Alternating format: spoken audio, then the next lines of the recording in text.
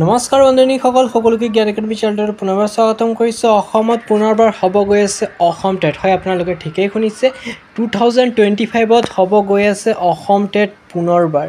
এইবাৰ মানে বহুত দিন পিছত অসম টেটটো ফাইনেলি হ'ব গৈ আছে। আপোনালোকে হয়তো গম পাই চাগে, যোৱাকালি ছাৰে প্ৰেছ মিটৰ আগত ডাইৰেক্টলি কৈছে যে 8500+ LPUP টিচাৰৰ ভেকেঞ্চি দিব।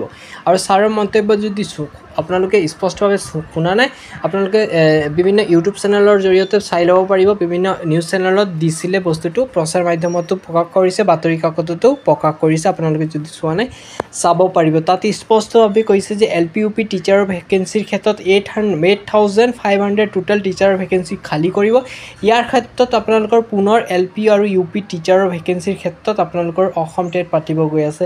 গতিকে অসম টেটৰ চিলেবাছ পেটাৰ্ণটো পুনৰবাৰ ডিছকাশ্যন কৰি দিব বিচাৰিছোঁ। 2025 জানুৱাৰী ফেব্ৰুৱাৰীৰ ভিতৰত হ'ব গৈ আছে। গতিকে বন্ধু-বান্ধৱীসকল ৰেডি হৈ যাওক। ইমান ডাঙৰ ভেকেঞ্চিৰ কাৰণে একচুৱেলি অসম টেটটো টেটতকৈ অলপ ইজি হয়। গতিকে বন্ধু-বান্ধৱীসকলৰ যিসকলে মানে টেট পাছ কৰা নাই তেওঁলোকৰ কাৰণে ভাল খবৰ। ৰেডি হৈ যাওক, আপোনালোকে পঢ়া শুনা ষ্টাৰ্টিং কৰি দিয়ক। কাৰণ পিছৰ পৰ্যায়ত যে সময় বাচিব পঢ়িম এইটো নহয়, এতিয়াৰ পৰা আৰম্ভ কৰিলেহে আপোনালোকৰ পিছৰ পৰ্যায়ত হ'ব। পোনপ্ৰথমে মই UPৰ ক্ষেত্ৰতো ডিছকাশ্যন কৰি দিছোঁ চিলেবাছ পেটাৰ্ণটো। চাইল্ড পেডাগজি আৰু ডেভেলপমেণ্ট কোনো ধৰণৰ এক্সট্ৰা চেঞ্জেছ নকৰে এইবাৰ গভৰ্ণমেণ্টে। চাইল্ড পেডাগজি আৰু ডেভেলপমেণ্টত আপোনালোকৰ 30 মাৰ্কছ থাকিব, লেংগুৱেজ 1ত 30 মাৰ্কছ, লেংগুৱেজ 2 30 মাৰ্কছ, মেথামেটিক্স আৰু ছায়েন্সৰ 60 মাৰ্কছ। এইটো আগৰ চিলেবাছ পেটাৰ্ণৰ দৰে কোনো ধৰণৰ এক্সট্ৰা মানে ডাইৰেক্টলি এক্সট্ৰা কোনো ধৰণৰ চিলেবাছ পেটাৰ্ণ নাথাকিব। যদি থাকে আপোনালোকক যদি আপডেট আহে মই চেনেলটোৰ ফালৰ পৰা জনাই দিম। চেনেলটো ছাবস্ক্ৰাইব কৰক, 100% আপডেটবোৰ পাই থাকিব। ঠিক আছে বন্ধুসকল, এইটো মই আপোনালোকক পেডাগজিটো অকণমান জনাই দিব বিচাৰিছোঁ।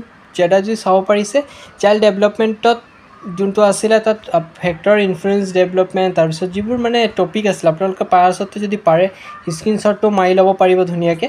ঠিক আছে, স্ক্ৰীনশ্বটটো মাৰি লওক, নহ'লে অসম টেট চিলেবাছ পেটাৰ্ণ 2024 বুলি মাৰিলেও ধুনীয়াকৈ আপোনালোকে পাই যাব। বিভিন্ন ৱেবছাইটত দিয়া আছে।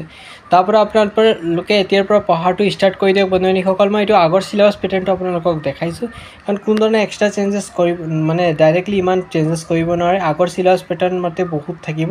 ঠিক আছে, আপোনালোকে ধুনীয়াকৈ ডাউনলোড কৰি পেলাই পঢ়া ষ্টাৰ্টিং কৰি দিয়ক।